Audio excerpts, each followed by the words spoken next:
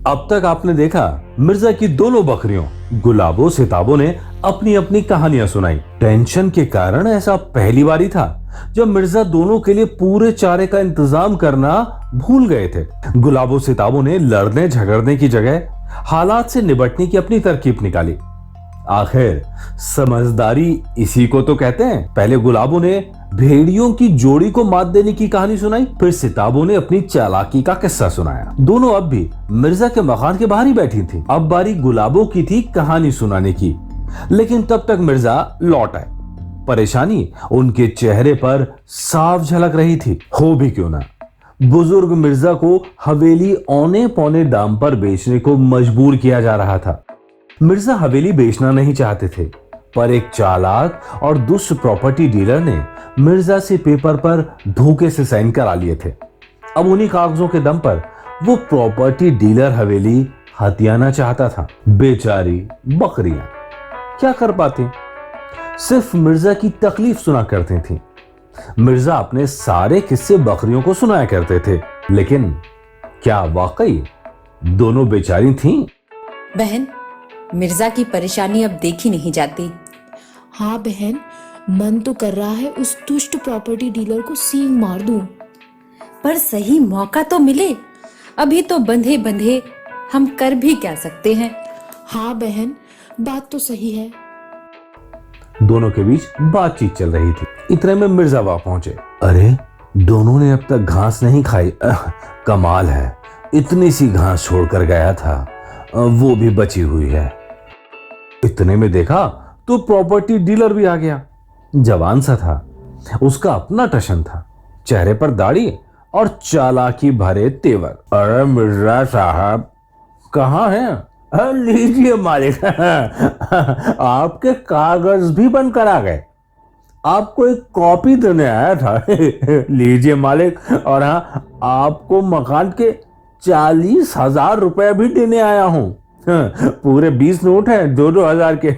कमाल का सौदा है ना मालिक? धोखेबाज। 40 लाख कीमत के मकान के सिर्फ 40,000 लेकर आया है। मुझे मकान नहीं बेचना। इस उम्र में इतना गुस्सा क्यों होते हैं मिर्जा साहब? बीपी बढ़ जाएगा मालिक। देखिए, मकान बेचने पर तो साइन आप पहले ही कर चुके हैं। अब निकल भी गए तो मेरे तो 40,000 भी बच जाएंगे ना। मैंने कभी मकान नहीं बेचा। हाँ, मुझे पता है मालिक, दुनिया को थोड़े ही पता है। बस चलता तो ये 40,000 भी नहीं देता। वो तो कुछ कुछ दिखाना पड़ता है। अदालत में केस थोड़े ही हल्का करना है ना? कुछ तो शर्म कर।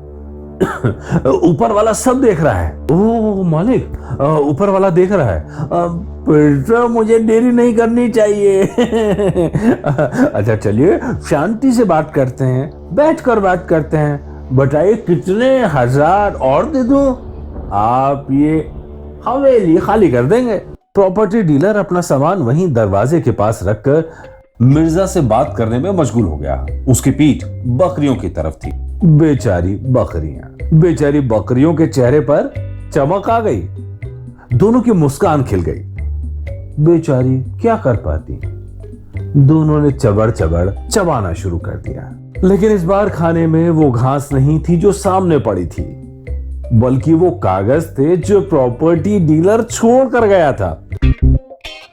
जिसमें वो कागज भी थे जिनमें मिर्जा के दस्तखत थे, और वो 40,000 भी जिन्हें प्रॉपर्टी डीलर चमका रहा था।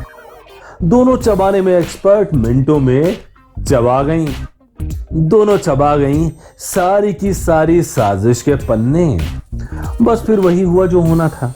प्रॉपर्टी डीलर पलटा तो उसकी आंखें फटी रह गईं। उसके पैरों के नीचे की जमीन खिसक गई। मिर्जा ने देखा तो वो झूमने लगे।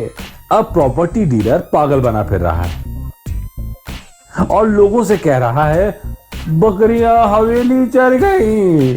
और लोग इस बात पर हंस रहे हैं। आप हंसे क्या? इस तरह गुलाबो और सिताबो की होशियारी से मिर्जा की हवेली बच गई और तीनों आराम से रहने लगे। कहानी आपको अच्छी लगी तो लाइक का बटन जरूर दबाएं।